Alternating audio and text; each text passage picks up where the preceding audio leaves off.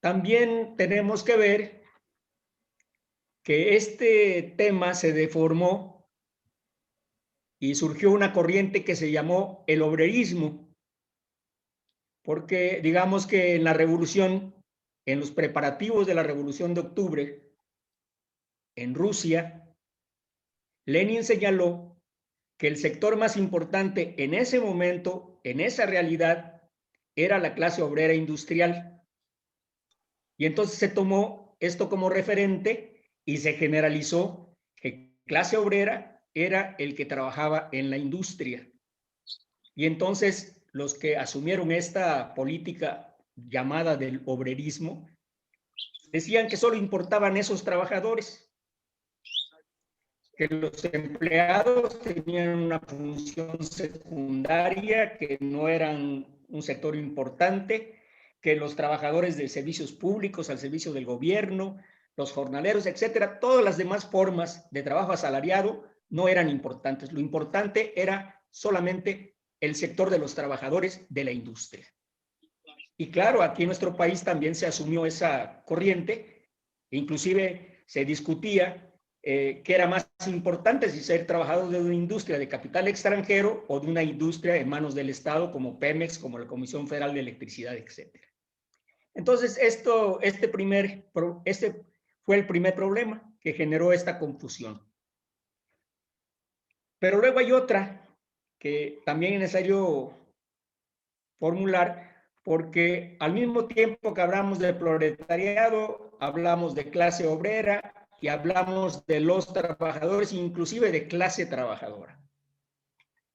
De acuerdo con la definición de diccionario, es una persona que es muy trabajadora y que tiene un trabajo retribuido, lo cual no aclara absolutamente nada.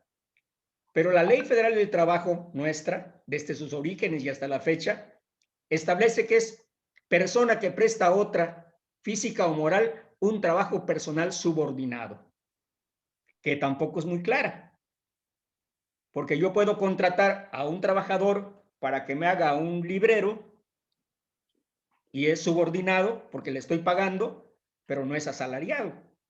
Y entonces aquí entra una nueva confusión, porque si observamos la Ley Federal del Trabajo, tiene que ver con la relación entre sindicatos y patrones. Es decir, es una relación de asalariados organizados contra el patrón, sea este cualquiera. Y en cambio, el concepto trabajador también puede utilizarse para referirse al artesano, a la persona que trabaja por su cuenta. Entonces es mucho más amplio. Desde esa perspectiva, no es lo mismo decir trabajador que decir proletario. Proletario es asalariado, trabajador es el que es asalariado o no es asalariado, pero vive de su trabajo. El campesino que tiene su parcela, que la trabaja, que vive de eso, no es un asalariado. El jornalero agrícola que trabaja para un patrón en el campo sí es un asalariado. Y entonces, este es el primer problema.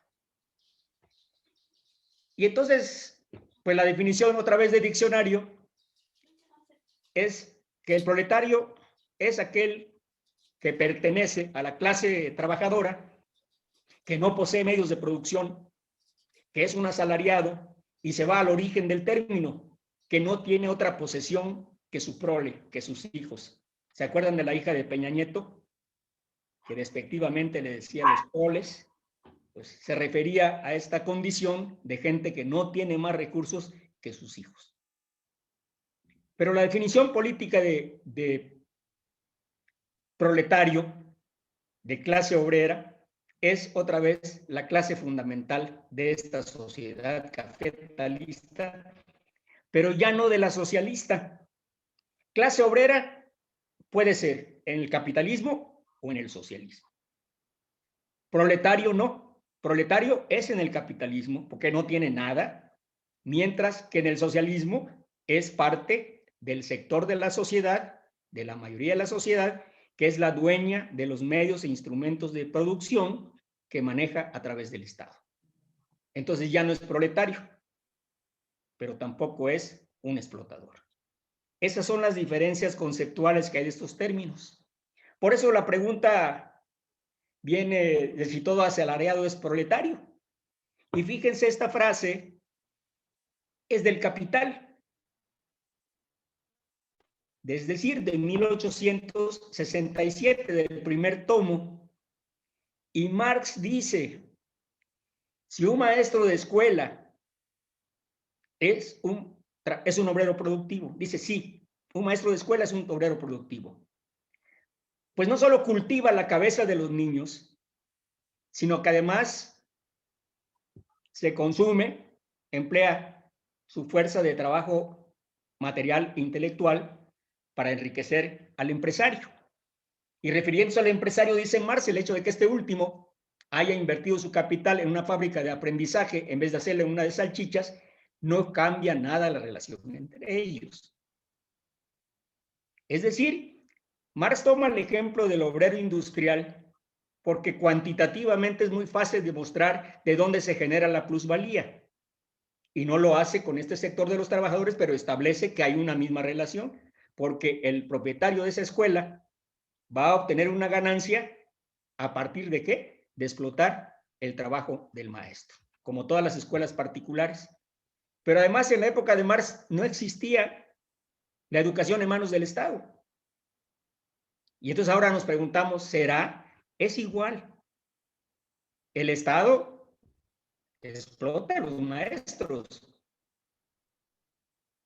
no para obtener una ganancia, sino para cumplir con una función social, pero parte del esfuerzo para educar a los niños es del maestro, no es el Estado no destina recursos porque crea que eso le va a beneficiar, sino porque es una función social que tiene y que además lo está haciendo con recursos públicos, que son recursos de toda la población que va a recibir ese servicio que se llama educación en todos sus niveles.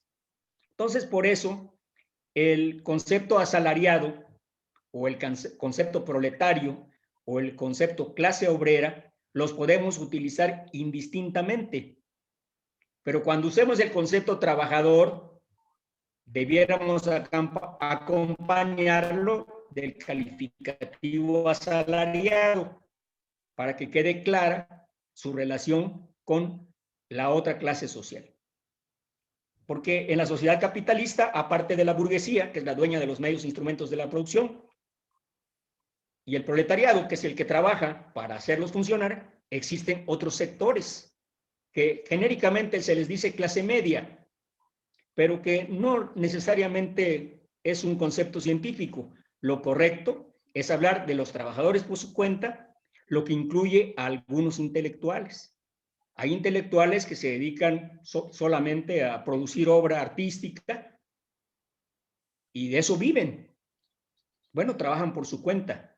Pero un académico universitario, aunque no lo acepten muchas veces, es un asalariado, es un proletario, desde el punto de vista de la definición, porque tiene una relación obrero-patronal. Y eso se nota mucho porque precisamente en el sindicalismo universitario nos encontramos con que hay un sindicato para los académicos, un sindicato para los empleados, un sindicato para los trabajadores de intendencia, porque creen que son diferentes, cuando no se dan cuenta que lo que los une es que todos son explotados por el mismo patrón, sea esta una empresa privada o una institución del Estado. Entonces, esa es la importancia. Pero luego aquí vienen los problemas. Yo quiero recordar que en la sesión pasada se planteó la preocupación del apartado A y el apartado B, que es una de las cuestiones que aún no se resuelven en nuestro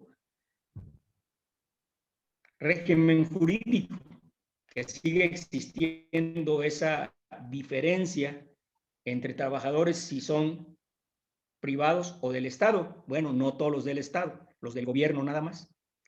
Miren, el Estado tiene instituciones que son autónomas, como las universidades, como algunos institutos de investigación, como el INEGI, etcétera.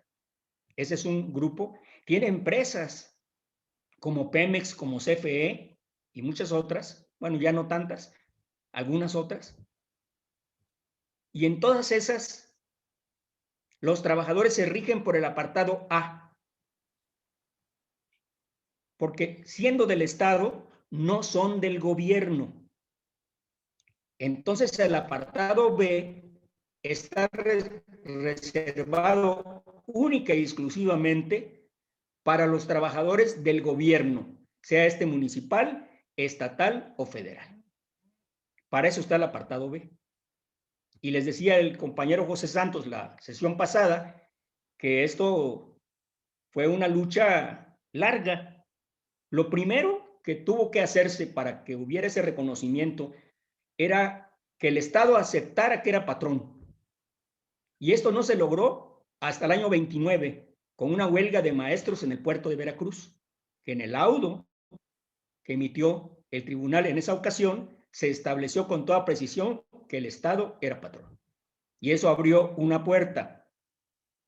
Pero como siempre ha sido un problema complicado para el poder público, su relación con sus asalariados, entonces surgió el estatuto jurídico que fue creado durante el gobierno de Lázaro Cárdenas, que ya lo reconocía como trabajadores del Estado, pero los separó de los demás trabajadores.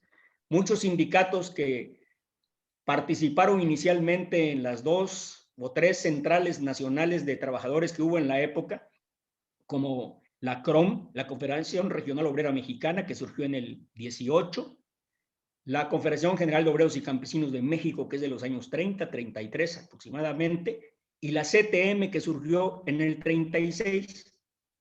Todos esos incluían entre sus sindicatos de trabajadores del Estado y luchaban por sus derechos.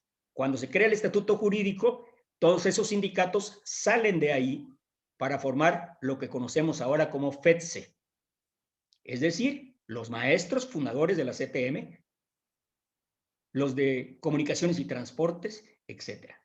O sea, había varios sindicatos de esta índole. Y aquí tenemos un tema que es el convenio 98 de la OIT, que data de los años 50, que el gobierno mexicano de aquella época tramposamente no lo rechazó, sino como sucede en otras instancias de Naciones Unidas, lo aprobó en lo general, pero marcó un disenso. Es decir, estoy de acuerdo con todo, menos con este punto, lo cual se vale en muchos de las cuestiones de la ONU. Pero en el caso de la OIT, no existe el disenso. Entonces esto provocó que la OIT no se lo reconociera. Y entonces el gobierno dijo, yo lo aprobé. Ya si no lo reconocieron, pues ya no es mi problema. Pero la verdad fue una trampa para que no se viera abiertamente que el gobierno de Miguel Alemán se oponía a este convenio 98 de la OIT. Y hasta hace apenas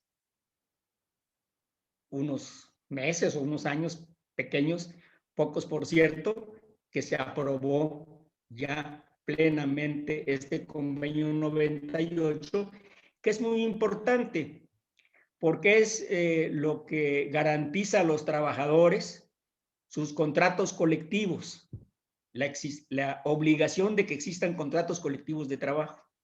Porque si ustedes saben que en el país el porcentaje de sindicalizados es muy pequeño respecto de los que trabajan, pues mucho menor es el porcentaje de sindicatos que tienen un contrato colectivo. Entonces, este es un problema que hay que resolver. Pero luego el otro punto, el 5.1,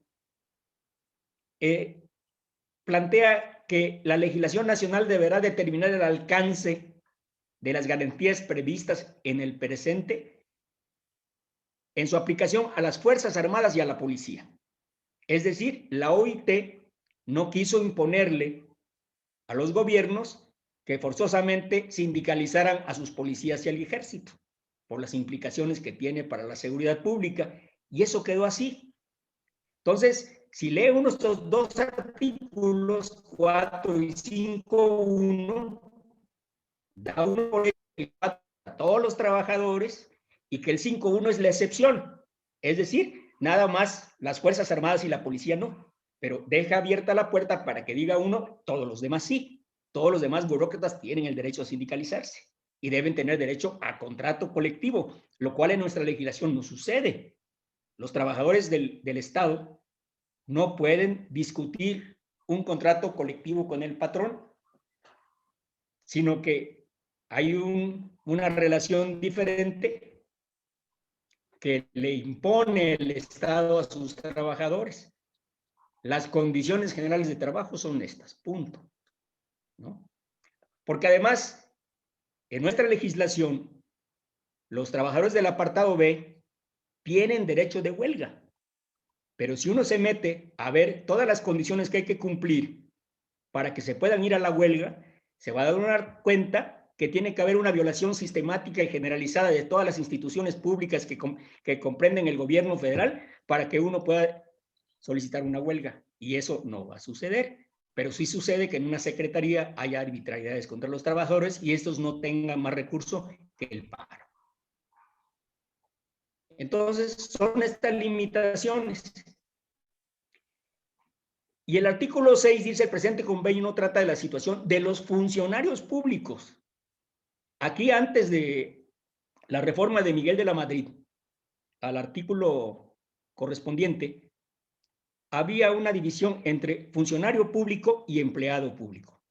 Funcionario público es aquel que tiene un cargo designado por el gobierno por la vía que corresponda. Y empleado público, aquel que se contrataba para trabajar en esa dependencia gubernamental.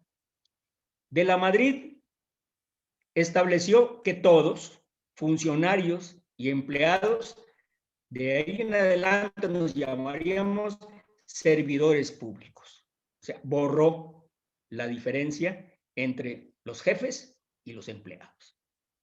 Y entonces aquí plantea que no debe interpretarse en menoscabo de sus derechos o su estatuto. Pero este no es el único problema. El problema que existe actualmente es que hay un sector de los trabajadores del Estado que están luchando porque desaparezca el apartado B. Es más, que se fusionen y que haya una sola categoría de trabajadores, conservando cada quien sus prestaciones, que son diversas. Pero hay un sector del magisterio que se opone a eso porque tiene miedo de perder sus prestaciones. Y entonces estamos entrampados en una situación en que ni siquiera todos los trabajadores del Estado están de acuerdo en superar esta injusticia que le quita a los trabajadores del gobierno un derecho fundamental, el derecho de huelga, y les impide ejercer otro derecho fundamental, que es el contrato colectivo de trabajo. Entonces, sobre esto es necesario trabajar, discutir, impulsar todo lo que se pueda para lograr que se supere esta deficiencia y que quede muy claro que todos somos proletarios y por lo tanto debemos tener el mismo tratamiento ante la ley. También recientemente, después de la firma de este convenio con la OIT, se estableció la reforma laboral, que es el que tiene que ver con la libertad y la democracia sindical. Aquí originalmente no había la posibilidad de que hubiera dos sindicatos en una misma institución o empresa. Sin embargo, hace algunos años, unos trabajadores, si no me equivoco, del estado de Jalisco, sometieron a consideración de la Suprema Corte de Justicia su derecho a organizar un sindicato paralelo al sindicato que ya existía. Y la Suprema Corte se los autorizó y se abrió esa puerta para que proliferaran los sindicatos. Ahí, ustedes lo saben, hay dependencias donde hay 2, 3 sindicatos, con una condición, que el que negocia en todo caso es el mayoritario. Pero hay la existencia de sindicatos que no son mayoritarios y que participan en las diversas dependencias de la burocracia. Hasta ahí había llegado este cambio. No afectaba a los trabajadores del sector privado. Ahí seguía habiendo un solo sindicato. Pero ahora se abrió también esa posibilidad. Y ahora en todos los trabajos puede haber más de un sindicato. Y ese, pues, es una cuestión compleja, porque por un lado nosotros estamos convencidos de que lo que le da fuerza a la clase obrera es precisamente que es mayoritaria. Su número es muy importante, pero si ese número se fracciona, entonces pierde fuerza en la negociación. Y entonces habría que ver si esto de las creaciones de sindicatos paralelos es una estrategia que tiene como fin derrocar a los que se han enquistado en el poder y hacer un solo sindicato, o si no hay claridad sobre el tema, y al rato vamos a tener un montón de sindicatos en cada una de las empresas. Y esto no augura nada bueno para la defensa de los intereses de los trabajadores. Habría que reflexionar en eso. Hay un tema al final que habla de la unidad y estas otras cosas, y habría que verlo. Luego ahora tienen obligación de rendir cuentas, porque la democracia sindical antes era nada más la cosa electiva. ¿Quién ganó las elecciones? ¿Cómo se hizo el procedimiento? ¿Fue democrático o no? Punto. Ahora no. Ahora las directivas de los sindicatos tienen que rendir cuentas del manejo de sus recursos, tanto de los ingresos, de las aportaciones, como de los egresos. Y tienen que justificarlos ¿ante quién? Ante su militancia. Y para tomar una decisión importante, por ejemplo, la discusión de las condiciones de trabajo, tienen que consultar a la base. No puede ser que por su cuenta el comité diga qué es lo que corresponde o no lo que corresponde. Yo estoy transitoriamente aquí en el estado de Guanajuato y aquí hay un conflicto. Hay una filial de la General Motors que tiene un contrato con los trabajadores de la CTM, un sindicato de la CTM. Se organizó un grupo de un sindicato que le está disputando al sindicato de la CTM la titularidad, y cuando se estaba haciendo la asamblea en presencia de la secretaria, no de la secretaria, de un representante de la Secretaría del Trabajo, de repente se suspendió con la anuencia de la empresa, del sindicato de la CTM y en contra de los trabajadores. Los trabajadores afectados recurrieron a Estados Unidos, amparados en el TEMEC, que habla de los salarios y las prestaciones para los trabajadores de la industria automotriz, para que no haya una competencia desleal supuestamente entre México y Estados Unidos. Y ahora el gobierno de Estados Unidos está exigiendo que se cumpla con esa condición. Imagínense ya cómo están las cosas en el ambiente laboral nuestro, que tenemos que tomar de árbitro al principal explotador, no solo de nuestro país, del planeta, al imperialismo yanqui, que es el que está presente en todos los países, haciendo todo lo posible por sacar el mayor provecho posible. Y finalmente, una cosa positiva es que se incluyó la perspectiva de género en todo lo que tiene que ver con el trabajo sindical. Y esto implica que va a haber más dirigentes sindicales mujeres, o debe haber más dirigentes sindicales mujeres, que en la actualidad. Ya ven que en ese ámbito, sobre todo, la mujer es bastante discriminada, sobre todo en la industria privada. Bien.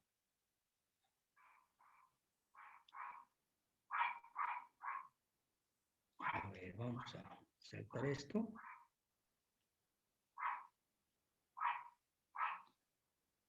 Y viene el otro tema, los patrones. Los patrones ya no quieren llamarse patrones. Y la primera institución amafiada con ellos para eso es la OIT. La Organización Internacional del Trabajo surgió como un instrumento creado por las fuerzas del sindicalismo para defender los derechos de los trabajadores. Pero con todos estos cambios que ha ido en el mundo, la OIT ha ido cambiando y ahora está más vinculada a los empresarios que a los trabajadores. Y entonces, ¿qué fue lo que establecieron los de la OIT? Ah, pues que ahora no son patrones, son empleadores. Y entonces, los que trabajamos en una empresa de esas, tenemos que agradecerle al patrón, ya no le llamamos así, al empleador que nos dé un trabajo, porque es un empleador. Pero aquí en Guanajuato, donde gobierna la derecha panista, aquí se llaman los trabajadores colaboradores. Y entonces hay anuncios en la televisión oficial donde dice un trabajador: nosotros los colaboradores, junto con los patrones, estamos haciendo tal y tal cosa. Es decir, desaparecer su condición de explotados. Y entonces, este problema no es nada más una cuestión semántica. ¿Cómo le dicen los de Walmart? Asociados. No, no son asociados, son asalariados, tanto en uno como en otro caso. Y nosotros debemos reivindicar esos términos que corresponden a nuestra clase social y a nuestras luchas. ¿Y cuáles son los patrones? Puede ser un individuo, una persona física, puede ser una empresa privada nacional, persona moral, sociedad anónima, de capital variable, etcétera, pero también puede ser una empresa extranjera, que hay muchas, la mayoría filiales de monopolios transnacionales, y el Estado, que tiene empresas, instituciones, escuelas, que dependen de los diversos niveles de gobierno. Esos son los patrones.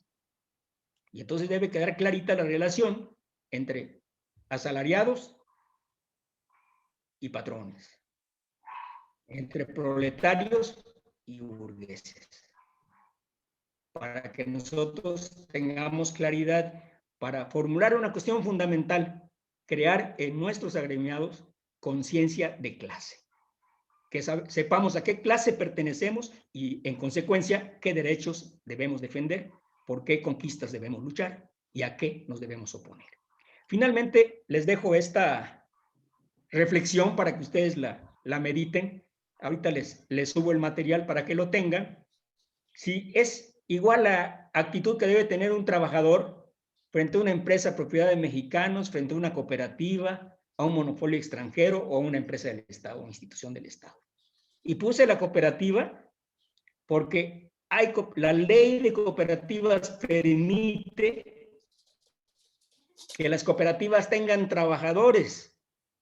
Y entonces las cooperativas que surgieron por una necesidad se ven obligados, en la medida en que crece su industria o se fortalece, en contratar mano de obra y entonces pasan a la categoría de patrones. Es decir, la cooperativa ya se convierte en una sociedad anónima disfrazada. Y esa es también una cuestión que tenemos que reflexionar. Entonces las dejo, ya se me cumplió la media hora, les agradezco mucho su atención. Muchas gracias.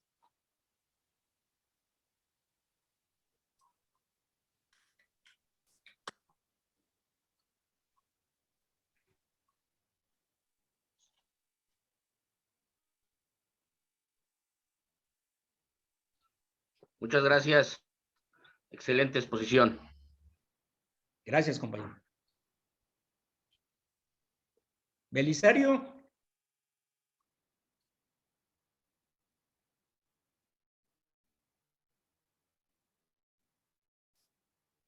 Su micrófono, compañero Beli. Perdón, estaba hablando en el vacío. Suele ocurrir, no se preocupen. Estamos entonces agradeciendo al compañero Juan Campos Vega su valiosa intervención y le pedimos al compañero Francisco Escamilla que comentará esta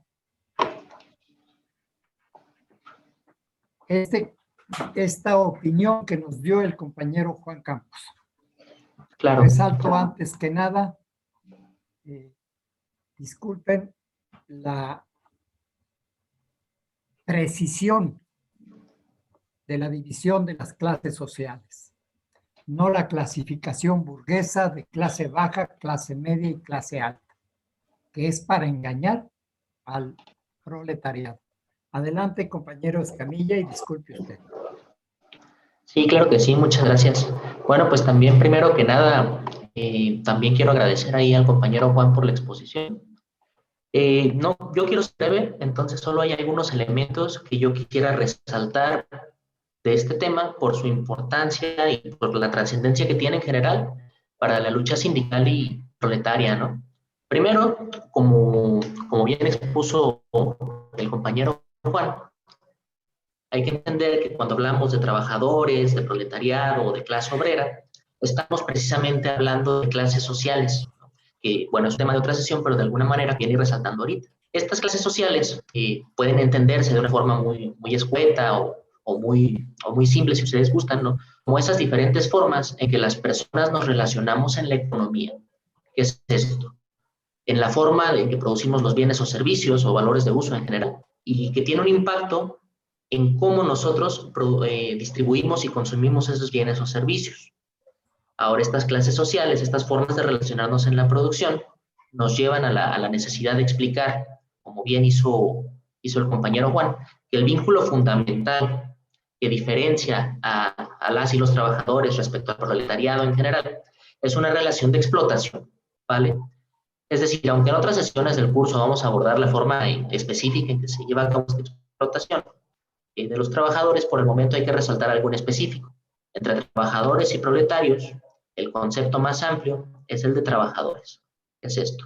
Una parte muy específica de los trabajadores, en el momento en que se vuelven empleados de alguien más, debido a que no poseen los medios de producción, se convierten en trabajadores explotados por un patrón. Esto es, en el momento en que un trabajador o trabajadora se relaciona como subordinado constante de algún patrón, ya sea una empresa, ya sea el gobierno, ya sea un mismo individuo, surge una relación entre patrón y trabajador, ¿no? Y esta relación entre patrón y trabajador es el vínculo que permite la explotación, porque cuando se es empleado asalariado de un patrón, los productos de tu trabajo no te pertenecen. Si tú trabajas ensamblando autos, construyendo mesas, etcétera, el producto final que estás construyendo, esa mesa o ese auto no es tuyo, es de tu patrón que te está dando un salario pues, por producir eso para después el venderlo por más dinero, ¿no? Entonces, por esto, como bien dice el compañero Juan, muchas veces esa relación entre patrones y trabajadores pretende ser borrada por los patrones y le llaman con palabras que suenan mejor como asociados, ¿no? Pareciera que si en vez de llamarles trabajadores a los trabajadores les llama socios, entonces no tiene por qué cumplir con sus obligaciones como patrón, ¿no? Y tampoco tiene que reconocer que en vez de colaborar, en realidad está ejerciendo explotación. Y pues este es el caso, como ya mencionaba Juan, de los trabajos de Walmart, pero por ejemplo también de aquellos trabajadores que viven de tiempo completo trabajando en Uber o en Didi o alguna de estas plataformas tecnológicas, que en vez de hacerse cargo de sus obligaciones como patrón, de garantizar los derechos laborales a que tendrían derechos los trabajadores, se desentiende esas obligaciones y se asume como un simple colaborador, ¿no? Entonces, aquí cabe hacer énfasis en que todo proletariado es un trabajador, pero no todo trabajador es un proletariado, ¿no? Si no se tiene un patrón asalariado, únicamente se está haciendo un trabajador.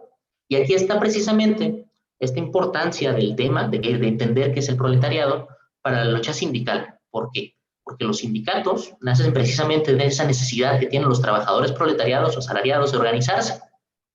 Pero esta organización se vuelve específicamente sindical porque busca defender a sus miembros del poder que tiene el patrón por el simple hecho de ser patrón. El poder que tiene el patrón de despedir a sus trabajadores y de dominar la forma de vida de sus trabajadores, porque pues si no hacen lo que las cosas como a él le gusta, puede correrlos y poner en riesgo su estabilidad material, ¿no? Ahora, esta organización de trabajadores se vuelve ampliamente reconocida como organización sindical cuando su objetivo es al menos, que puede trascenderlo, pero al menos la negociación de los términos y condiciones que tienen sus miembros, sus trabajadores que se unieron, sus trabajadores proletariados que se unieron para formar esta organización sindical, para defender esos términos y condiciones del trabajo que tienen sus miembros frente a un patrón específico o un grupo de patrones de alguna rama en específico, ¿no? De la minería, de la construcción, de la educación, qué sé yo. Entonces, cuando entendemos que todo asalariado es proletariado, ¿no? Cobra sentido una definición que por ahí daba Engels en su momento de qué es el proletariado, cuando decía, bueno, es que el proletariado es la clase de la sociedad que gana su subsistencia exclusivamente con la venta de su trabajo, ¿vale? No en interés de un capital cualquiera y que cuyas condiciones de existencia dependen totalmente de la demanda de trabajo, ¿no? Y entendiendo que cada vez más trabajadores se vuelven proletarios porque se ven en la necesidad de trabajar para alguien más asalariadamente, para trabajar para alguien que sí tiene los medios de producción. Entonces se vuelven proletarios y Engels decía que el proletariado es en realidad la clase trabajadora de nuestra época, ¿no? Esa clase trabajadora que cada vez es más amplia como proletariado y no tanto, o cada vez menos, como trabajadores por su cuenta, ¿no?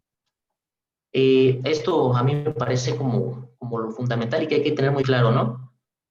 Que todo asalariado es proletariado. Y como tal, pues hay una actividad política en la que se tiene que participar, en la que se tiene que organizar para mejorar las condiciones, exactamente, las condiciones de trabajo y de vida en general de toda la clase proletariada de la que formamos parte quienes somos asalariados, ¿no? Por mi parte, pues sería lo que tengo que decir al respecto y agradezco mucho la oportunidad de la intervención ahí del compañero Juan y de los compañeros que organizan el curso. Muchas gracias.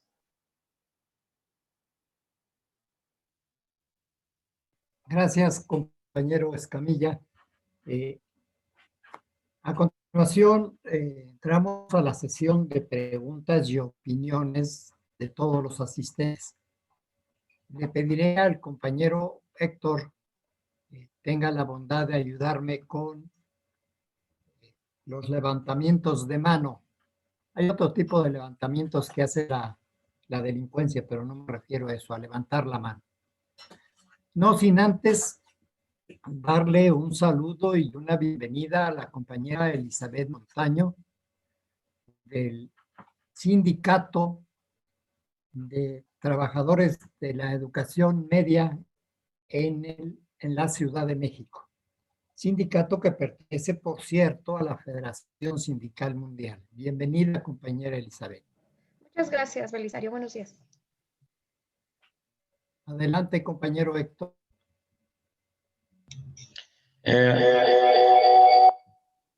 Pues esperamos sus comentarios, compañeros. Adelante.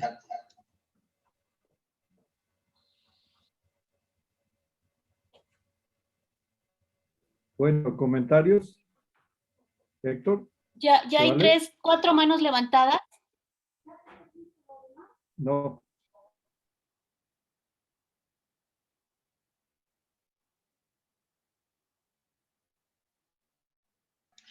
Bueno, tenemos un primer comentario de Edgar. Hace una pregunta sobre la diferencia de salario y honorario. Si el compañero Juan Campos pudiera hacernos esa aclaración. Adelante. Con gusto, compañeros. Sí, la diferencia es que el asalariado es una persona que labora para una institución o empresa, tiene un horario de trabajo, un lugar asignado en el trabajo para realizar sus funciones y tiene un contrato. Puede ser individual o colectivo dependiendo de la institución o de la empresa donde trabaje. El trabajador por honorarios, en su definición correcta, es el que corresponde a aquella persona que contrata a alguien para que le haga un trabajo. Por lo general se habla de trabajos de investigación. Y esta persona contratada en su casa o donde quiera, con sus propios medios, con sus propias herramientas, cumple lo pactado y cuando entrega el producto, le pagan. Ese es un trabajador por honorarios. Sin embargo, esto lo pervirtieron y llenaron los neoliberales las instituciones públicas, sobre todo la Secretaría de Educación Pública y la Secretaría de Salud, de trabajadores, entre comillas, por honorarios, para no reconocerles sus derechos sindicales, pero que tenían que ir a una oficina en un horario determinado, trabajar con el equipo de la institución, y finalmente era un asalariado al que les estaban robando sus derechos, al tenerlo como por honorarios, porque no tiene prestaciones, tiene que pagar sus impuestos de una cuota mucho más alta que si fuera asalariado, y además está desprotegido, no tiene derechos sindicales, no tiene derecho a la salud, no tiene nada. Es más, hay trabajadores de la salud que no tenían derecho a la atención médica en el hospital donde trabajaban, la Secretaría de Salud. A ese nivel llevaron los neoliberales esa política.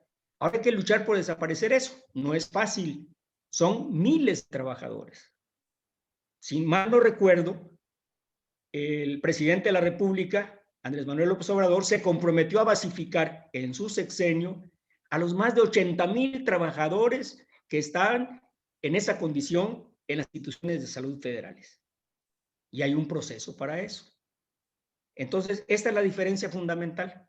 El asalariado es un dependiente del patrón y el otro es un contrato, como diríamos, entre civiles para entregar un producto.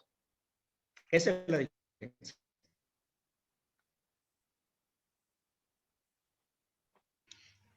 Muy bien, compañeros. Tenemos otro, es un comentario de de Mauro Molina Barrientos, ¿verdad? Secretario General del Sindicato Unificado del Instituto Tecnológico Superior de Jalapa, y nos dice que los institutos tecnológicos son organismos públicos descentralizados y nos dice que están a la deriva legal, ya que están negándose a conocer los temas y las secretarías de los estados y los tribunales estatales del trabajo. Creo que ahí falta un poquito la pregunta, o si pudiera especificarla, compañero. Compañero Mauro Molina. Sí, claro. ¿Lo hago de voz o por escrito? ¿De voz? Compañero. De voz. Vos. Compañeros, bueno, aquí se trata que anteriormente, como bien lo dijo el expositor, los órganos públicos descentralizados al ser... No estoy escuchando, compañeros. Sí, sí, se escucha. Sí, ok. Sí, Los OPDs, al ser patrones, pertenecíamos al apartado A de la Ley Federal del Trabajo. Hubo una jurisprudencia en Quintana Roo hace como 3 o 4 años y ahora nos ubican en el apartado B. Entonces, bueno, tendremos que caer en condiciones de trabajo. Sin embargo, actualmente hay una situación de vacío legal, ya que ni los tribunales estatales quieren conocer de la materia, porque la Secretaría lo regresa a los tribunales estatales y quieren que un tribunal de alzada federal dirima quiénes son los que tienen la competencia. Pero mientras tanto, es que estamos en un vacío y los patrones están haciendo de las suyas. Están abusando en el sentido de que no le dan voz a los sindicatos y están incluso haciendo contrataciones por honorarios en docentes cuando pues esto es una simulación, porque tú no puedes contratar por honorarios a un docente que está bajo la subordinación. ¿Por qué? Porque el patrón te dice qué vas a dar y cómo los planes, tienes un lugar de trabajo, tienes un horario. Entonces, se está cayendo en eso. Creo que por ahí los asesores del Estado, previendo que no se contraten trabajadores de manera irresponsable, tratan de cubrir, pero pues la verdad se están metiendo un gol. Entonces, entre tanto, los tecnológicos, los 21 tecnológicos y 2 universidades tecnológicas del Estado están en un vacío legal.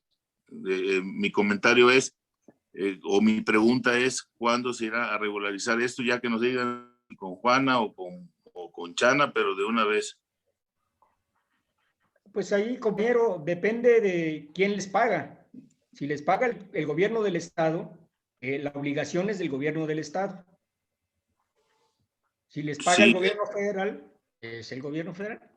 Aquí el problema es que somos híbridos. El decreto de creación señala $1 la federación, $1 el Estado e ingresos propios. Entonces, para unas cosas somos federales y para otras cosas somos del Estado. Cuando nos conviene cuando a los trabajadores le conviene ser del Estado, no somos del Estado. Cuando no nos conviene, sí somos del Estado. Es decir, para obligaciones sí. Muy bien. Físicamente, no sé si haya más comentarios, pero aquí tengo una solicitud. El compañero no ha terminado. Lo voy a tomar como están apareciendo aquí, de Connie, ¿verdad? De el Instituto del INA. Compañero Héctor. Bueno, no alcanzo a ver aquí. Adelante, compañera. Compañero Héctor.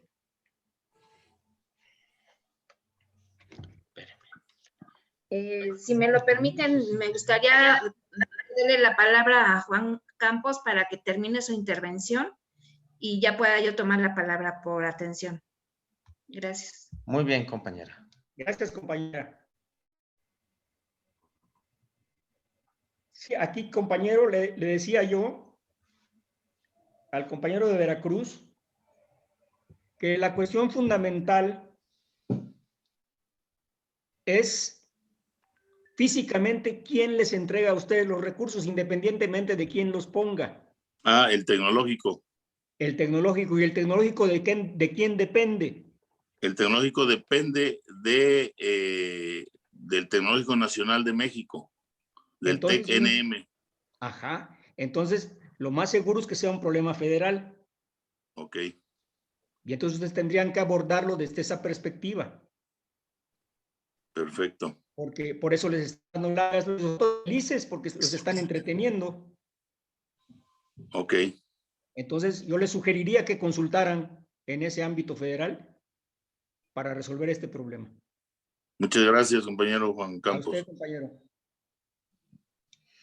Muy bien. Ahora sí, por favor, compañera, Connie. Gracias, muy amables. Bueno, realmente tiene que ver con la pregunta que hice en la sesión pasada, del sábado pasado, sobre esto de los apartados A y apartado B, y que en esta ocasión, bueno, pues ya nos están ampliando un poquito más, más bien en lo personal, despejando un poco esta duda de cómo diferenciarlos, y en especial, pues también indicar cualquier persona que presta servicios y que están regidos bajo un contrato, pues somos personas asalariadas, ¿no? Ya sea del sector gobierno o a nivel iniciativa privada. Sin embargo, bueno, pues a mí me surgen ciertas inquietudes. En este caso, estaban haciendo la referencia sobre la Ley Federal del Trabajo, en específico sobre la reforma laboral, de cómo debe de ser la actitud del trabajador. En ese sentido, me gustaría que me aclararan si se está hablando sobre el trato que se le debe de dar, la manera en como trabajador se debe uno de dirigir hacia el jefe. Hablando, sabemos bien diferenciar la calidad humana. Actualmente ya en la iniciativa privada y en cualquier lado, las personas se les debe de tratar con calidad humana. Y esto porque pues de antaño se les trataba inclusive en la iniciativa privada como animales, ¿no? Ahora está prohibido. Pero sí, ¿cuál es para que me aclaren esta duda que tengo de cuál es la actitud que debe de tomar el trabajador? Es una de las diapositivas que tomaron, que presentaron aquí con la inquietud, ¿no? En ese sentido, para que me despejen la duda. También tengo la inquietud sobre el outsourcing. Sé que ahorita están en esta parte de igual de la reforma laboral y que se tiene, creo que hasta el mes de agosto, para que las personas, bueno, las empresas que brindan ese servicio para distribuir el recurso humano a la iniciativa privada, pues cómo se va a definir esta cuestión, ¿no? Para que el trabajador tenga pues esa seguridad de tener ya un trabajo con todas sus prestaciones y que no sea así como por tiempo determinado, que de repente se confunde por honorarios. En el caso de antropología, tenemos compañeros que estuvieron prestando sus servicios por honorarios o por medio de un contrato que, por cierto, era por meses, posteriormente fue por meses, después por un mes, y bueno, pues ahora ya están en espera que los vuelvan a recontratar para acabar. Pero hubo un tiempo que a ellos estaban brindando hasta el servicio del ISSSTE. Entonces, ¿en qué momento terminaba siendo pues por contrato, por honorarios o cómo era esto? En ese sentido sí me gustaría tener claro si por honorarios también se puede dar este servicio del ISSSTE o ya de plano no. Es que sí me generó inquietud porque pues yo veía que firmaban su contrato de 3 o 6 meses y y ahorita actualmente ya se los crearon. Entonces, ¿en qué momento sí y en qué momento no pueden siendo bajo contrato, no? Sería eso en especial. Y si me pueden apoyar en el sentido de identificar esta parte de los órganos centralizados y descentralizados para que yo lo tenga también claro, diferenciar uno de otro. Sería todo. Gracias. Por nada, compañera. Mire, vamos a empezar por la primera pregunta. Las relaciones entre el jefe y los empleados en en una institución del Estado está reglamentada en las condiciones generales de trabajo. Ahí se establece cuál debe ser el trato y hay que exigir su cumplimiento. La política de haberlos puesto a todos como servidores públicos, pues nada más tenía una función vinculada con la cuestión de las sanciones. Es decir, por qué causales se podría sancionar a los funcionarios públicos, ya sea por mal manejo de recursos o por decisiones contra la ley. Fuera de eso no tuvo mayor repercusión. Sigue habiendo patrones, trabajadores o jefes y empleados, quiera ver, pero es la misma relación y está en ese documento. Respecto del outsourcing, el outsourcing es una figura que no puede desaparecer, pero tiene que limitarse a dos condiciones específicas.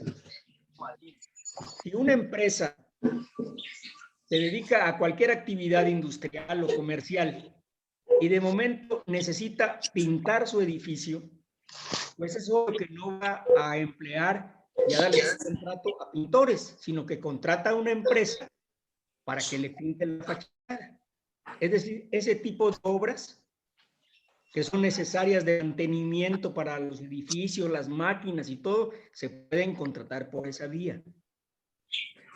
La otra cuestión es que no sea una actividad sustancial de la empresa o necesaria. Le pongo dos ejemplos. Si yo tengo una industria automotriz, no puedo contratar por outsourcing a alguien que me haga el ensamblaje del carro. Tengo que emplearlo como trabajador, esencia de la empresa, pero es indispensable. Entonces, todas esas contrataciones de limpieza, organismo de limpieza, ya quedan fuera de esta situación.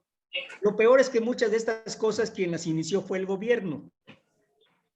Crear policías, por ejemplo, en el caso del Seguro Social, provenientes de una institución que no sé cómo se llamaba, pero los vestían de verde, les decían los aguacates.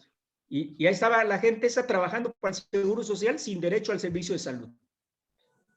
Y eso una institución que era dirigida por el gobierno. Y luego se empezaron a contratar en muchas instituciones los servicios de Lavatap y otras empresas que se dedican a hacer la limpieza.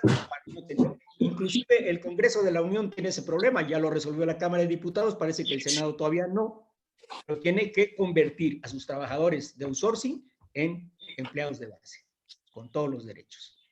Esa es la otra cuestión. ¿Qué otra cosa me preguntaba? La diferencia de los organismos centralizados y descentralizados, por favor. Mire, sí, la descentralización tiene funciones operativas.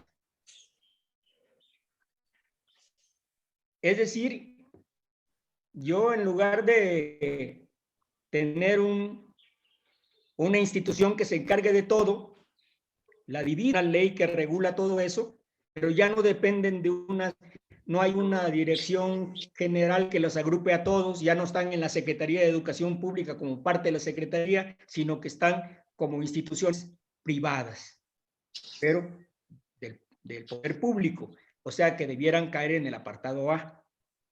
Hasta donde entiendo, yo sé que hay ese tipo de conflictos, que hay confusión si son del A y del B, ese es en todo el país, pero bueno, eso hay que resolverlo.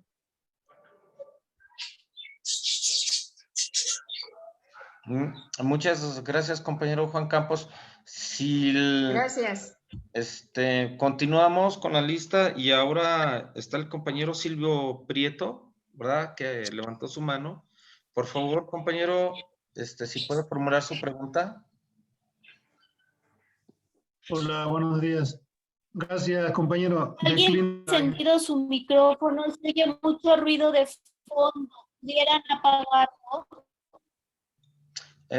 Una disculpa, compañero Silvio. Sí, por favor, compañeros, como atención a todos los presentes, por favor, les solicito que silencien su micrófono y solamente lo activen en cuanto participen.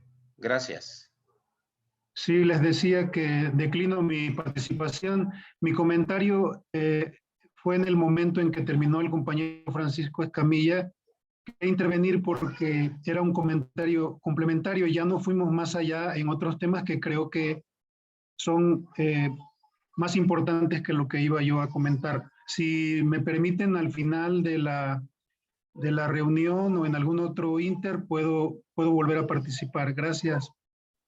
Muchas gracias, compañero. Entonces, continuamos con el compañero Miguel Guerra. Adelante. Bueno, mi pregunta, mi comentario, mi duda va en este sentido.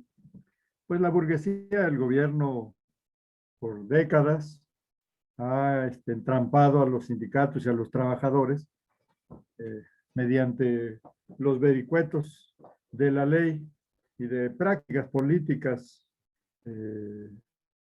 pues autoritarias, ¿no? Por ejemplo, no hay huelgas, no se reconoce la huelga, hay que tener el visto bueno de las autoridades del trabajo para la legalidad de la huelga, lo del apartado B que ya se comentó por acá, y así como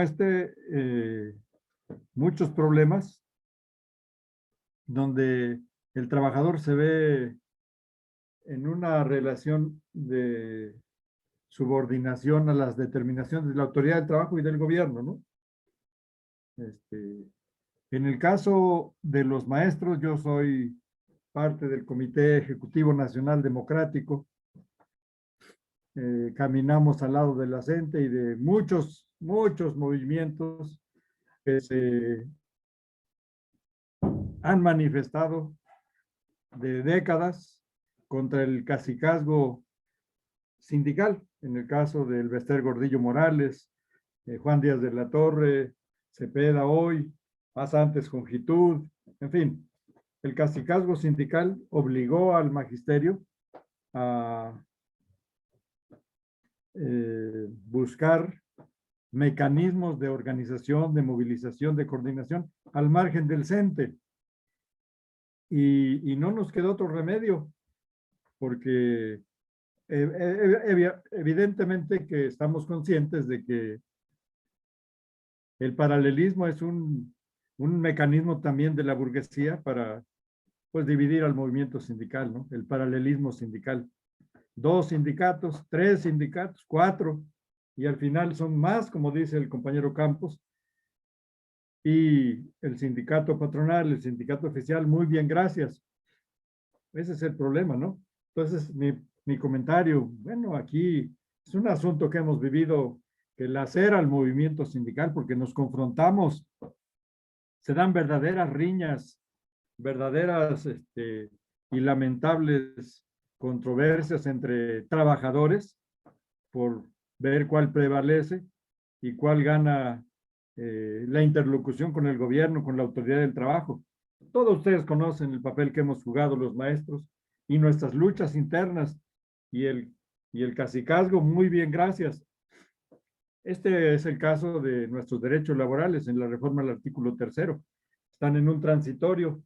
El artículo 3 establece mecanismos para que el gobierno, la Secretaría de Educación Pública, pues establezca las condiciones de trabajo.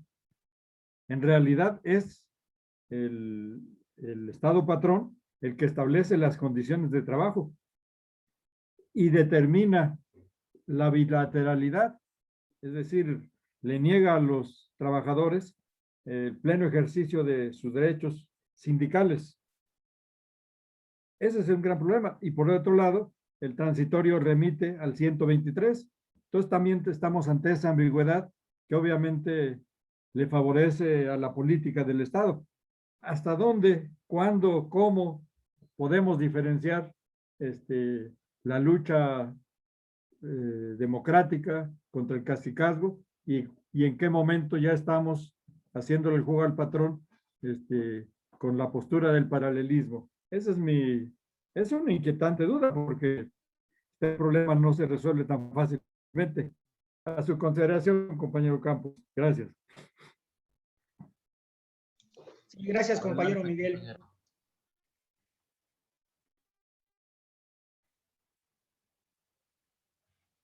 el tema de la unidad lo vamos a ver en la parte final del curso, pero tomamos nota de esa preocupación suya sobre esta proliferación de sindicatos. Muchas gracias. Muy bien, muchas gracias, compañero Guerra y compañero Juan Campos. Por favor, la compañera Lulú, si nos puede externar su inquietud, adelante. Sí, muchas gracias. Saludos a todos. Pues coincido en parte con lo que iba yo a hablar un poquito, lo que acaba de tratar el compañero Guerra.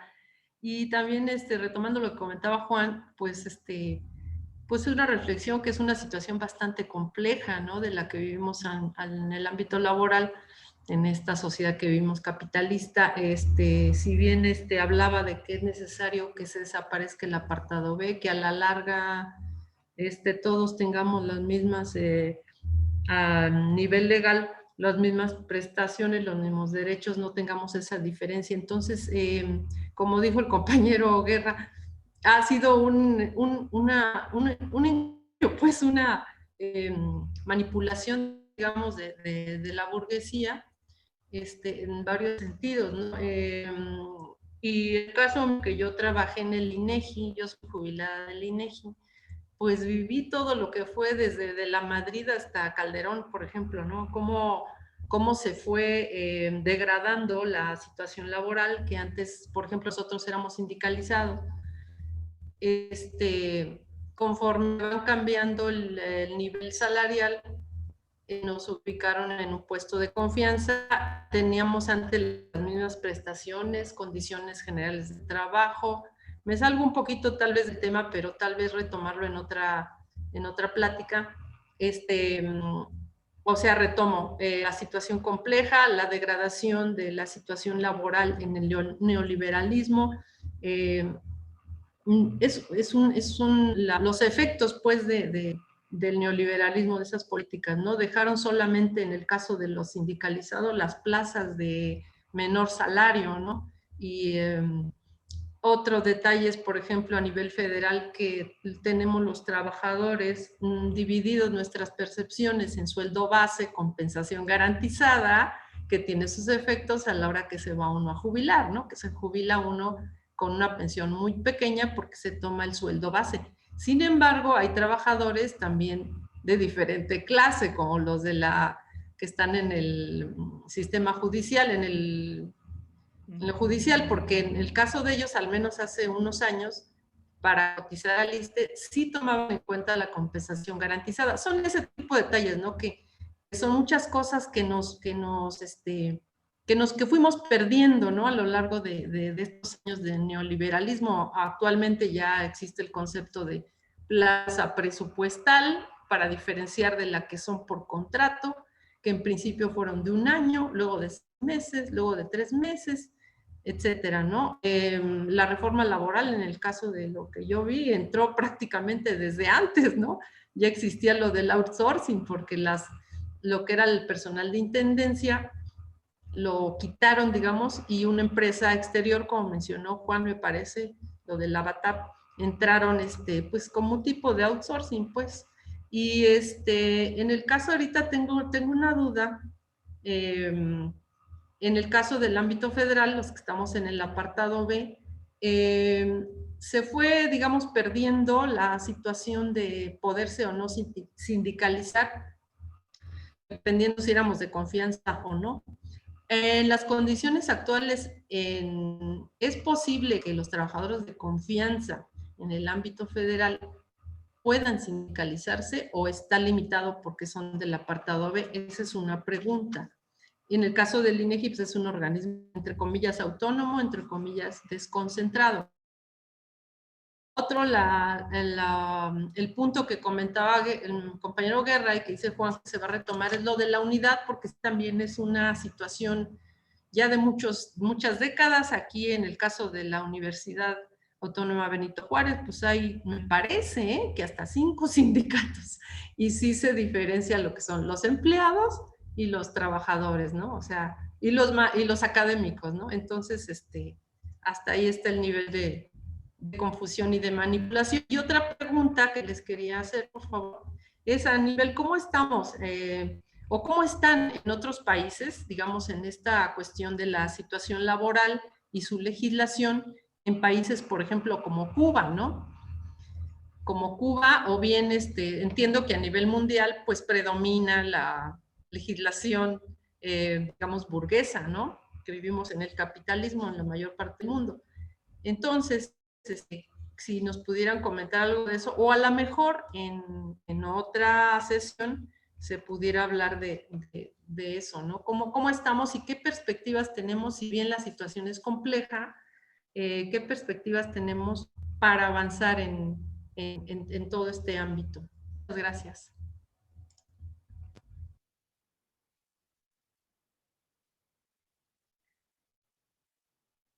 Bien, yo solo comentar que efectivamente hay una complejidad tremenda en cuanto se refiere a los trabajadores del Estado. Pero bueno, es parte de un proceso que ojalá se vaya resolviendo en esta etapa. Lleva muchas décadas manipulado. Y por cierto, se me olvidó comentarle una cosa a la compañera Connie respecto a aquellos compañeros que tenían contrato por 3 meses y tenían derecho a servicios de salud. Pues es simplemente ellos todavía no tenían base. Entonces es posible que eso les ayude para obtener esa base. Pero de todos modos fue una cosa irregular si era requerido como algo esencial para el trabajo del instituto. Entonces son estas cosas que habría que verlas en el terreno de lo concreto para saber de qué trata específicamente la cuestión. Pero yo quiero aprovechar para informarles que ahí en el chat hay una pestañita lateral para que uno suba y baje. Y ya hay 2 materiales. Les pasé la presentación de hoy y les pasé una pequeña revista de 20 páginas que hizo el equipo de difusión de Unidad, donde se recopilan escritos de Marx, Engels y Lenin vinculados a la cuestión sindical, que vale la pena leer porque contienen muchas cuestiones esenciales del sindicalismo. Entonces están a su disposición. Si alguien no tiene posibilidades de bajarlo, tiene algún problema, de todos modos puede acudir a nosotros. Al final les pongo el teléfono del celular y se los puedo mandar por WhatsApp. Eso es. Adelante, compañero Héctor. Muchas gracias, compañero. A continuación, la compañera Magdalena Rosales, le cedemos la palabra, pero antes,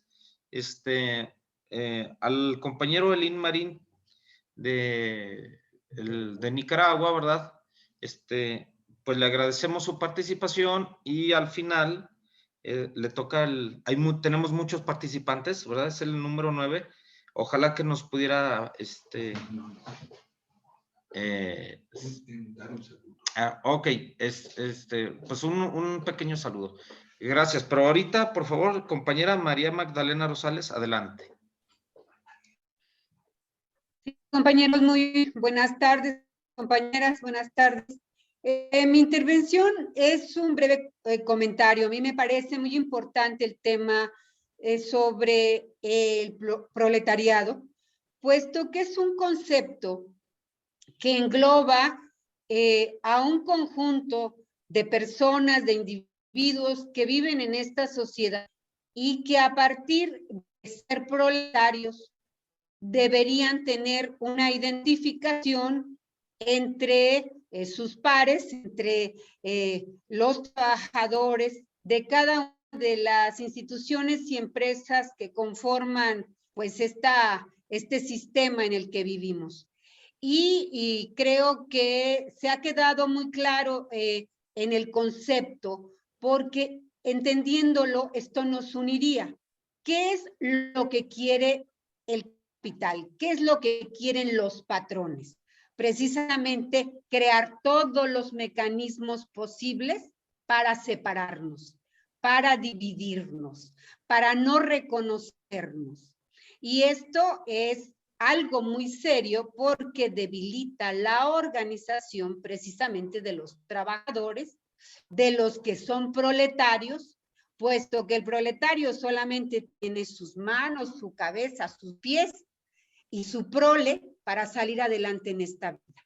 Y sin embargo, aquí se han comentado conceptos muy importantes, como por ejemplo, los trabajadores sindicalizados, los no sindicalizados, los que son por honorarios, los que tienen un salario y un reconocimiento. Y esta es una primera separación, ¿no? Por ejemplo, aquí hay muchos compañeros que son del trabajo intelectual, los maestros, los artistas, los músicos, los profesionistas en las instituciones de salud. Bueno, resulta ser que no te reconozco como trabajador ni como proletario porque no eres sindicalizado. Y precisamente el patrón se las averigua para separarnos, ¿no? Así tengas 20 años laborando en la institución, tú no perteneces, tú no eres mi igual, ¿no? Siendo mi igual.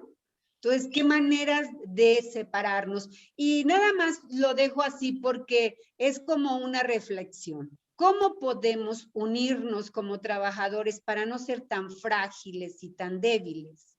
¿Sí? Todos estos sindicatos y mini sindicatos que se crean, pues son diferencias a veces hasta personales, ¿no? Esto nos debilita. Pero bueno, los mecanismos de separación de los pares, de nosotros, los que somos proletarios, es una cuestión que tenemos que reflexionar. Yo también vivo en el estado de Guanajuato y mi padecer más grande ideológico es el trabajo de los mineros. La minería trabaja a partir del outsourcing, aunque sea ilegal o legal. ¿Qué fuerza, qué manera podemos hacer para que los mineros se unan cuando vienen, no los contratan del Estado? Si eres de Guanajuato, no te contrato. Si vienes de Sonora, de Chihuahua, de Zacatecas, sí te contrato, pero te contrato por outsourcing. O sea, las maneras de separar al trabajador, pero te contrato por honorarios, no te contrato por sindicato. Es más, si tienes sindicato, menos te contrato. Entonces, ¿qué maneras busca el capital? De separarnos inclusive ideológicamente, desconociéndonos unos a otros. Yo creo que la fuerza de los trabajadores precisamente es la unidad. Y reflexionando sobre el proletariado, creo que podemos encontrar algunos caminos. Muchas gracias.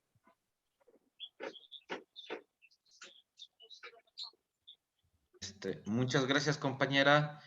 Bueno, si no hay un comentario por parte del compañero Campos, tengo aquí al compañero Rubén Lozano que continuaría, por favor. Compañeros, ¿qué tal? Buenos días. Buenas tardes, perdón. Sí, bueno, mire, mi pregunta se complementa con la de María Magdalena. Sí, igual, en cuestión del proletariado, pareciera que existe como proletariado, entre el proletariado existieran clases. O sea, creo que muchas veces, pues, yo tengo conciencia de que somos proletariado, pero hay compañeros que tienen ese problema de no concebirse dentro de este conglomerado. Entonces, con referencia al tema de poder alcanzar una buena participación en cuanto a la organización y unión de los compañeros, de los trabajadores, para la defensa de sus derechos, pues sí, frente a las políticas de estas empresas neoliberales, me gustaría que en su experiencia nos pudiera pues comentar qué estrategias se pudieran emplear para para alcanzar esta cohesión entre los trabajadores. Y bueno, pues esto lo menciono con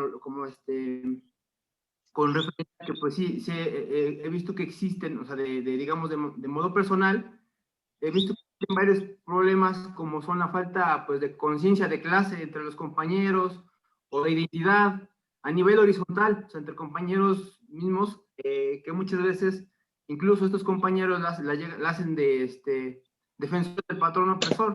Alguna vez leí una frase que algo así decía que el mejor mejor producto del capitalismo es el oprimido que defiende al patrón, y es cierto, ¿no? Entonces, muchas veces vemos que hay compañeros que incluso que defienden al patrón y que son los que incluso están como parecen centinelas, ¿no? Que cualquier cosa, apenas empieza alguna organización entre compañeros y luego ese chismosito, ¿no? Y bueno, incluso y esto que a la vez hace que pues, haya presiones y amenazas por parte de las empresas con correr a los empleados. Así otros problemas que también he visto pues son las diferencias de afinidades políticas, que muchas veces entre compañeros esto puede representar un obstáculo para la unión. Y mucho más ahorita lo he notado con esta cuestión de que, ay, que tú eres chairo y que tú eres fifí, ¿no? Y pues vemos que hay compañeros que incluso dentro del mismo gremio, proletariado, pues se sienten, no, que yo soy fifí, o se sienten fifís, y hay otros que pues son los chairos, ¿no? Y hay pues este clasismo entre compañeros de que, porque yo tengo estudios, porque tú no tienes estudios, que porque tú eres del pueblo, que porque yo soy de la ciudad. Y así mismo, pues con este aislamiento que se originó a través de la contingencia sanitaria por COVID, pues vemos que incluso hay un aislamiento pues mayor, ¿no? Del que ya había, ¿no? Entre los mismos compañeros. Y así mismo, pues otros pues creo que estas categorías léxicas neoliberales que se han adoptado también creo que han causado gran prejuicio. Lo que comentaba el compañero Escamilla de empleado, de que sea asociado en vez de asociado, en vez de empleado, o vacaciones por desempleo temporal, o vacaciones no remuneradas. Y bueno, esa sería mi pregunta. Con mucho gusto. Mire, así como nos comentaba la compañera Magdalena de la situación de los mineros, hay muchas otras ramas de la industria donde está ocurriendo lo mismo. La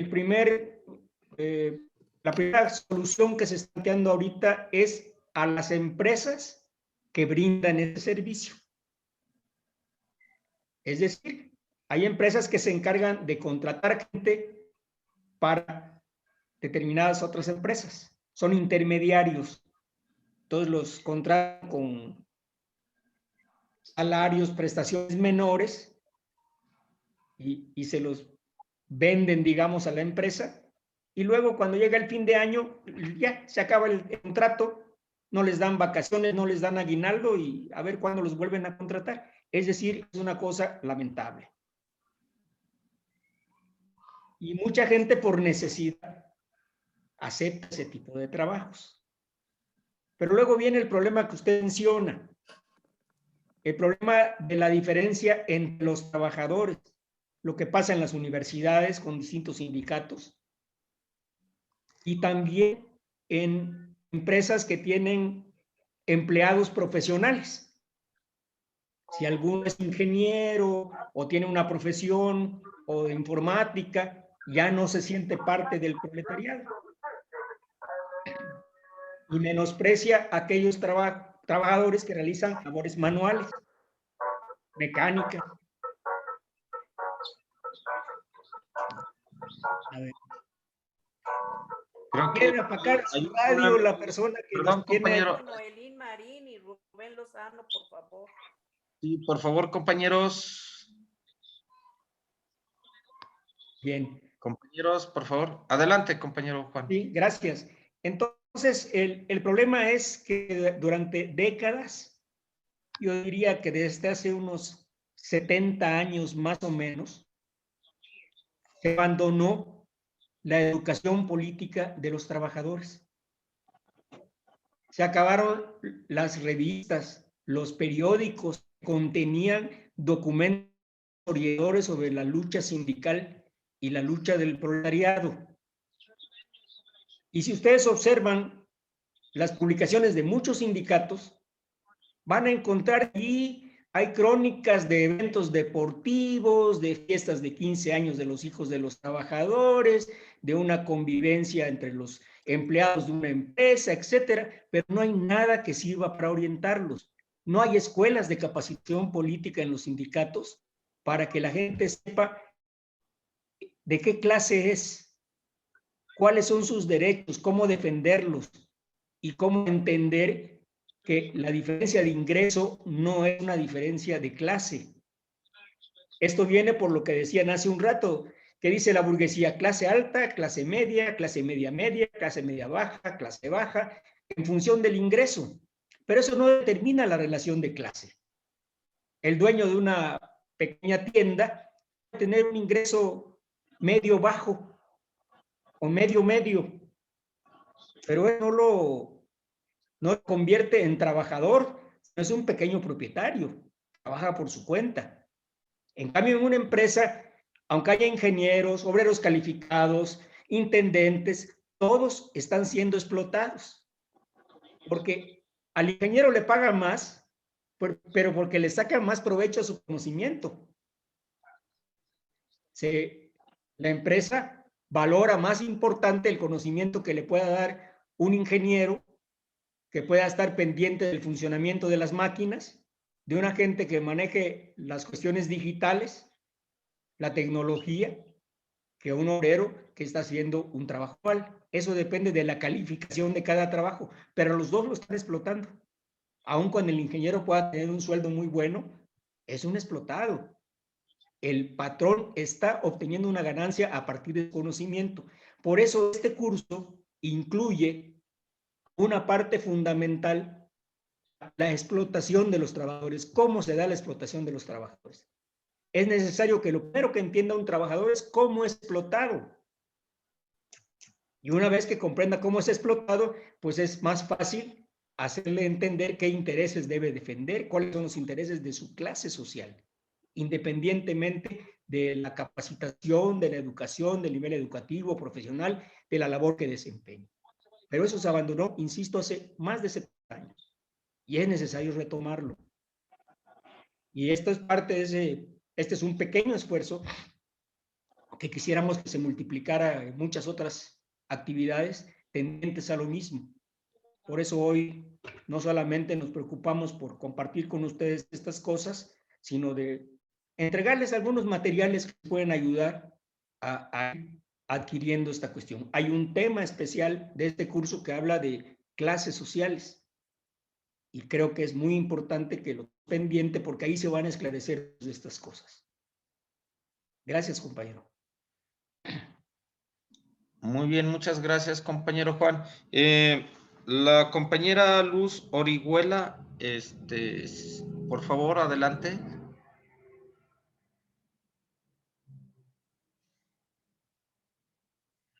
Compañera, sí nos sí nos escucha. Levantó la mano, ¿verdad? Aquí tiene la reacción. Entonces, si pudiera participar.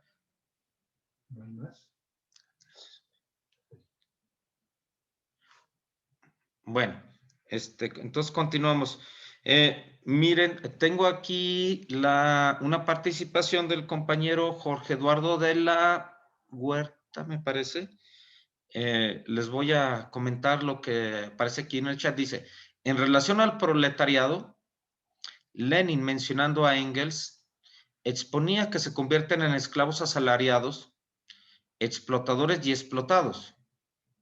Injusticias que solo se eliminarán con la llegada del socialismo, pero que se tenía que apoyar y defender la existencia de los sindicatos para no dejar a los trabajadores por completo indefensos ante sus patrones.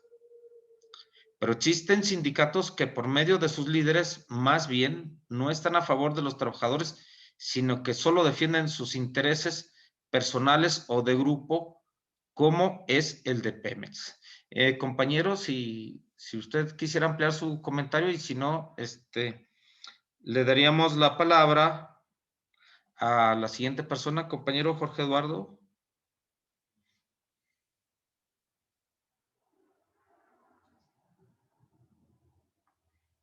Muy bien. Bueno, entonces, al compañero nicaragüense Elín Marín, por favor, si nos pudiera, le damos la palabra, dar un saludo o externarnos su inquietud.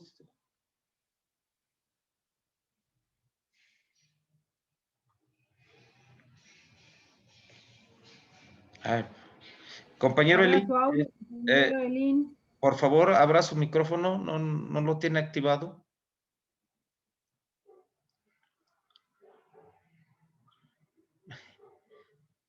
Vamos a darle un minutito para que active su audio.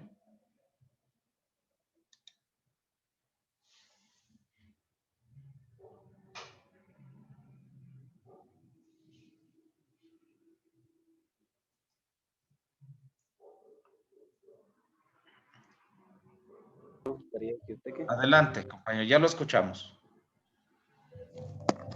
¿Me escuchan? Sí, adelante. Saludos, saludos, compañeros mexicanos.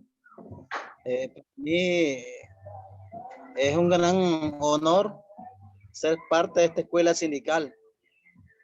La vez pasada platicaba con el compañero pues, Cervantes, ¿verdad? De que vamos a tener una plática muy larga, pero lo cual yo quería usar este medio porque necesitaba hablar unas palabras, porque yo creo que es de vital importancia. Todo eso lo que ustedes mencionan de las violaciones laborales, de patronos, sindicatos, ha llegado más a la empresa que a los trabajadores. Eso pasa aquí en Nicaragua también.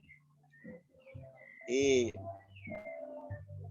hablando un día con unos compañeros ahí, porque también estamos en la lucha de formar sindicatos aquí en Nicaragua, pero yo creo que esta lucha la deberíamos de hacer todos, involucrar personas de otros países en esta escuela sindical.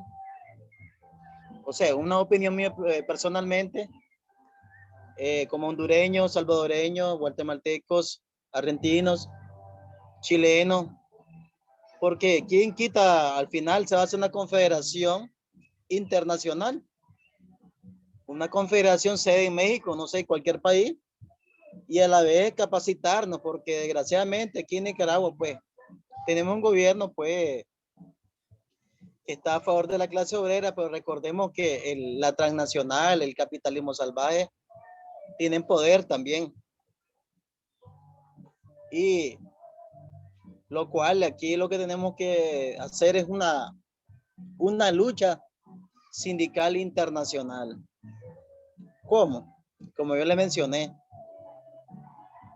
ir invitando a compañeros ya de otras nacionalidades. Y al final pienso yo, o sea, será que tengo una mente bastante más allá de hacer en una confederación sindical internacional. Y admiro a muchos compañeros en la lucha que he estado en México. Sabemos que el capitalismo es salvaje. Sabemos que ellos nunca le van a agradar los sindicatos. Nunca. Sabemos que ellos nunca le va a interesar la clase obrera. Nunca. Más bien explotar o esclavizarlo.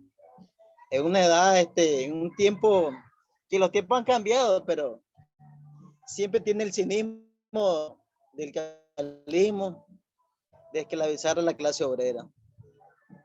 Y que no haya, de cierta manera, ni un beneficio a los trabajadores. Esa es nuestra lucha hoy en Nicaragua.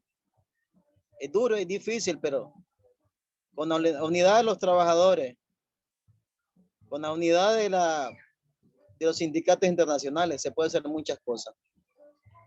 Esta es una escuela que va a ir creciendo. Yo tengo la fe en Dios que va a ir creciendo, ir aprendiendo día a día, ¿verdad? Como les dije anteriormente, me siento dichoso y agradecido con los compañeros que me han tomado en cuenta en esta hermosa escuela sindical.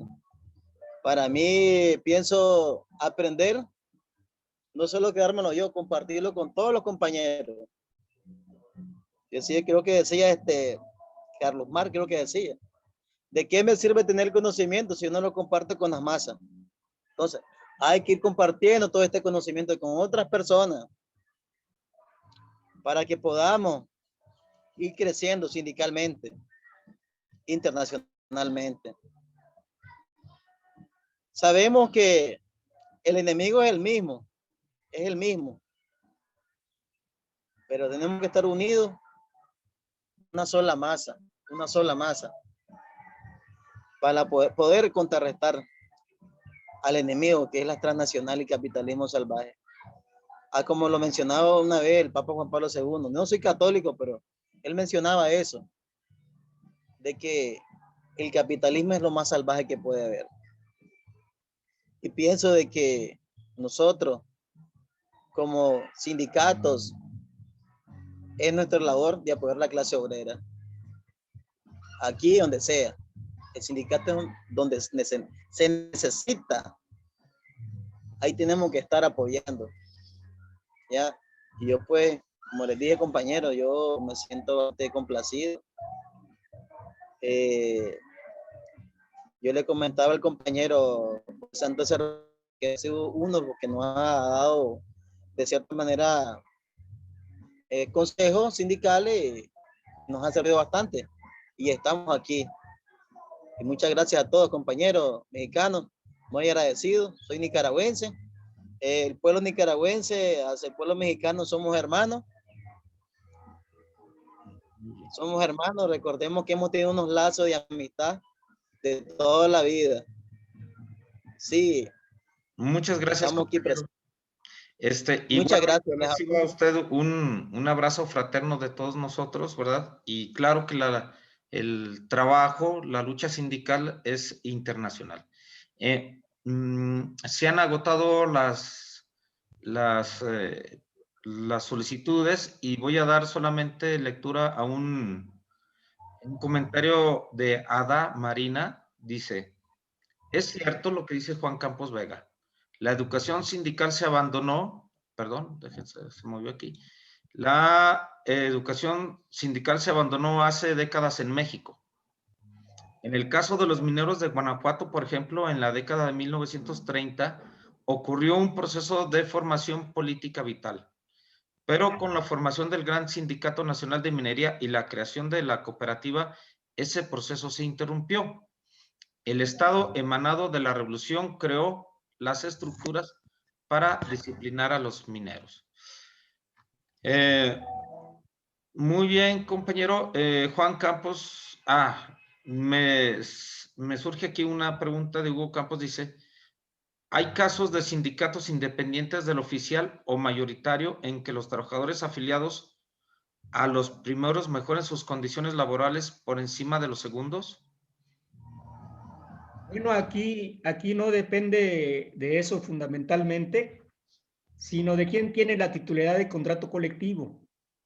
Y entonces se supone que la titularidad del contrato colectivo te da derecho a negociar, pero finalmente cuando se suscribe el contrato es válido para todos, independientemente de en qué sindicato estén. Lo que pasa es que debe haber, de forma no legal, algunas prebendas para el sindicato oficial, por llamarle de alguna manera, o mayoritario. Y puede ser eso lo que cause la confusión, pero de hecho no debiera haber diferencia alguna, independientemente del sindicato del cual forme uno parte. Mira, Belisario. Perdón.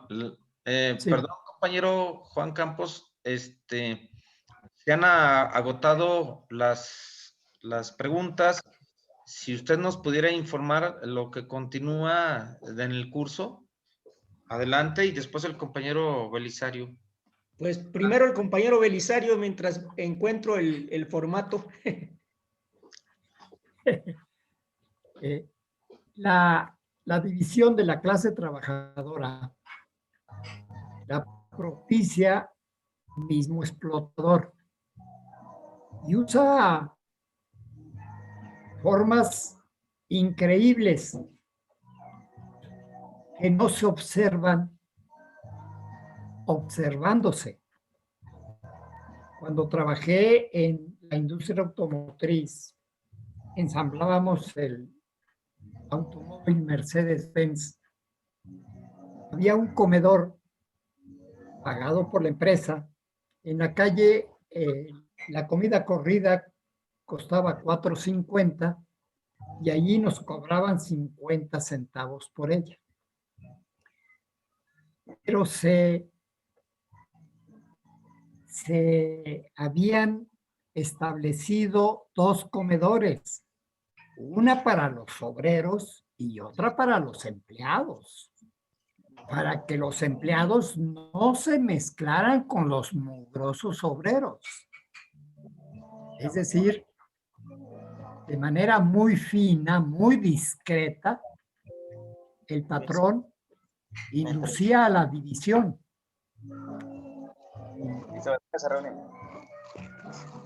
Todo lo veíamos, pero además había un grupo de 3 que nos íbamos al comedor de los obreros y los empleados nos miraban mal. La verdad es que el alimento era el mismo, no eran guisados especiales, pero sí eran lugares especiales. Esa finura del patrón para dividir también existe para corromper. En una empresa de plásticos, los trabajadores decidimos cambiar al secretario general porque era patronal y entonces elegimos a don Gavino, un hombre bonachón, que le daba consejos a todos, amigo de todos, y quedó como secretario general. El patrón lo mandó a llamar y lo felicitó, le dijo, ahora sí, de verdad que ahora sí va a haber buenas relaciones entre el sindicato y la empresa. Y para festejarlo se lo llevó a comer a un restaurante de lujo y el don Gavino, acostumbrado a comer bisteces del grueso de una hoja bon, de pronto se encontró con un corte, con un aperitivo y al final con una copa de coñac. Al salir del restaurante, se pregunta el patrón cómo se va a ir y le dice, pues aquí pasa mi camión que me lleva a mi casa. No, no, a ver muchacho, y le llama al chofer, lleva al señor, jamás le habían dicho señor, a su casa. Y usted, patrón, yo me voy en taxi, lleva al señor a su casa. Y el señor se sentó lo subieron al asiento de atrás. Don Gavino resultó más corrupto que el anterior. Son muy finos los patrones. No nos damos cuenta. Bien. Gracias, compañeros. Bueno, compañeros, respondiendo a la pregunta, el tema siguiente es ¿qué es y qué no debe ser un sindicato? Es una explicación de lo que debe caracterizar al sindicato, porque ahora está todo muy, muy mal. Por ejemplo, en algunos lugares se piensa que el sindicato nada más es para tramitar, para gestionar ante la autoridad permiso, créditos o alguna cosa. Se pierde la concepción de lo que debe ser el sindicalismo. Y entonces el objetivo de este tercer punto que vamos a ver el próximo sábado tiene que ver con eso. ¿Qué es lo que debe ser y qué es lo que no debe ser un sindicato? Ese es el tema, compañero Héctor. Muy bien, muchas gracias, compañeros. Pues respetando el horario y la atención que todos han puesto para este curso sindical, para cerrar, le pediría al compañero Belisario Aguilar que finalizara el curso, pero les estoy solicitando a través del chat si por favor me pudieran escribir sus correos electrónicos. Han surgido muchas solicitudes para que les enviemos material. Entonces, si me pudieran escribir en el chat su correo electrónico antes de finalizar la reunión, se los agradeceríamos mucho y por ese medio les enviaríamos material. Adelante, compañero Belisario. Este tema de hoy, compañeros, es sumamente importante y debemos recapitular muchas veces sobre este tema. La burguesía nos ubica de acuerdo con el ingreso. He encontrado compañeros en la unidad de las izquierdas, compañeros que afirman no ser proletarios porque son maestros universitarios y tienen un salario alto. Ellos dicen ser de la clase media que apoya a Andrés Manuel. La verdad es que definir perfectamente, como lo ha hecho el compañero Juan Campos, sobre lo que significa ser proletario es muy importante. Y si tomamos conciencia de que somos proletarios, tendremos más oportunidad de trabajar a favor de nuestra propia clase. Por otra parte, también es importante señalar que este curso y los cursos que vengan más adelante tienen una finalidad. En primer lugar, el conocimiento. Vicente Lombardo Toledano, que fue un extraordinario dirigente sindical, el más grande que ha habido en este país, tiene una frase que dice: sin saber no es posible luchar, y sin luchar no es posible saber. Es decir, se concatenan las dos cuestiones, el saber y la práctica. Y Lenin dijo, sin teoría revolucionaria no puede haber práctica revolucionaria. Entonces, este conocimiento nos va a ser muy útil para trabajar en pos de ¿qué? En pos de la democratización del movimiento sindical y de su unidad. Aquí hay un acercamiento entre todos nosotros maravilloso. Y son varias organizaciones sindicales y sociales. Incluso acabamos de escuchar a un compañero nicaragüense. Para la clase obrera no debe haber país. Para los explotadores no lo hay. ¿Por qué para nosotros sí? Tenemos entonces la solidaridad internacional entre todos los trabajadores tiene que ser algo fundamental en nuestra lucha. Compañeros, la verdad estoy emocionado de tenerlos acá. Alcanzamos el número de 69 compañeros. Es una gran cantidad.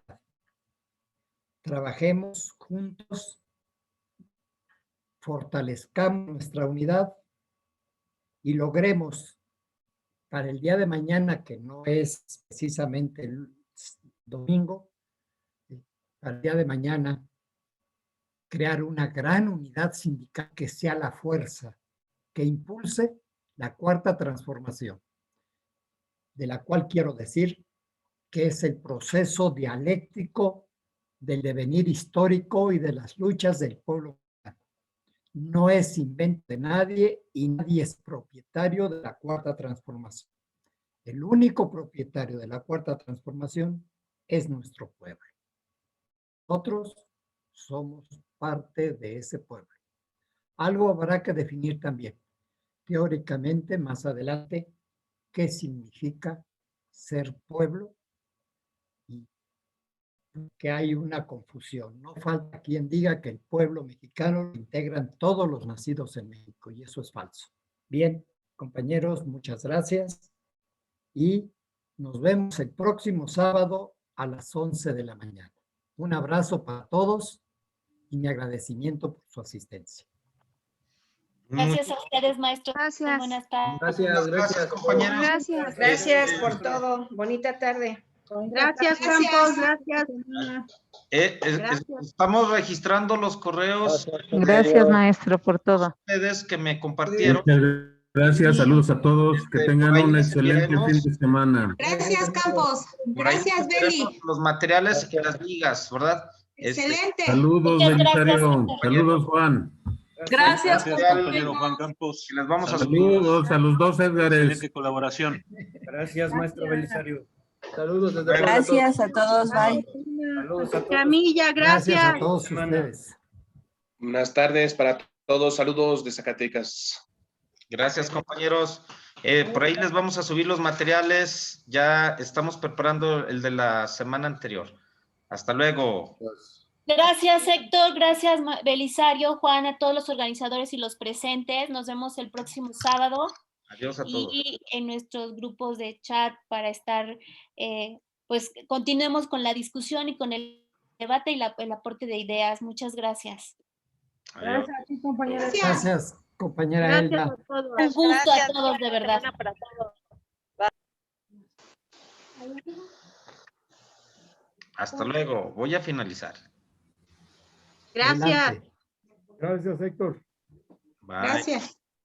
Gracias. ¿De qué? Erika. Gracias. Ay, gracias.